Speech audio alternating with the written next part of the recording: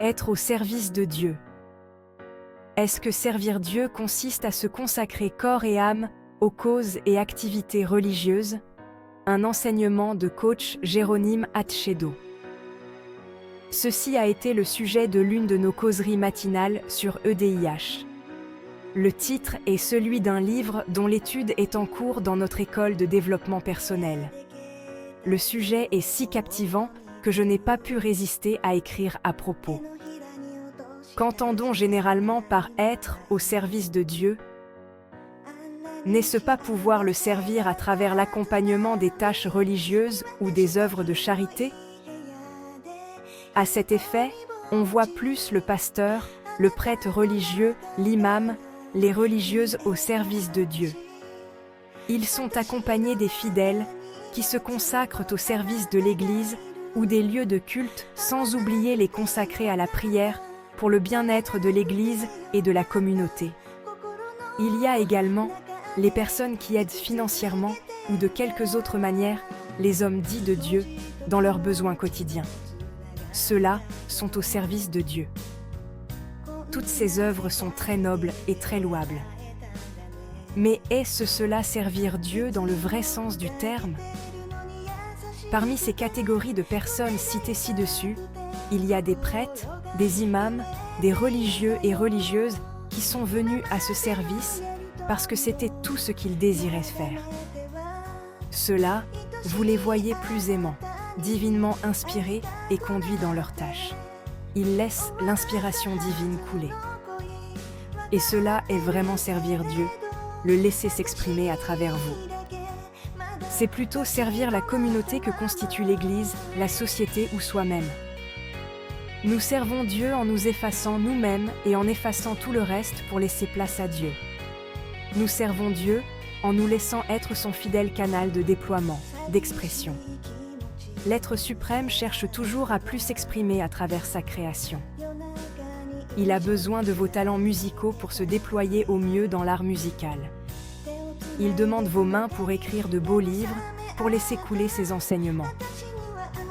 Il demande votre acceptation pour rendre heureux tout un ménage à travers votre art culinaire, et il en veut ainsi pour les soins maternels et paternels. Vous servirez mieux la divinité lorsque, vous sentant attiré par un domaine d'activité, vous laissez s'y déployer à fond tous vos talents, sans limite. Et lorsque vous faites cela, vous êtes épanoui dans votre activité, et cette activité vous bénit en abondance, et mieux que n'importe quelle autre activité que vous pouvez mener. Lorsque vous vous laissez être l'instrument fidèle et docile de Dieu, vous êtes béni au-delà de toutes attentes. Le tuyau d'eau qui ne sait faire qu'être un canal d'écoulement d'eau est toujours humide. Il est toujours arrosé d'eau, il l'est avant même que cette eau ne sorte dans les robinets. Il n'est jamais asséché à moins qu'il arrête d'être connecté à la source ou à moins que cette source ait un problème. Mais la bonne nouvelle ici est que la source divine n'a jamais de problème et est toujours prête à s'écouler.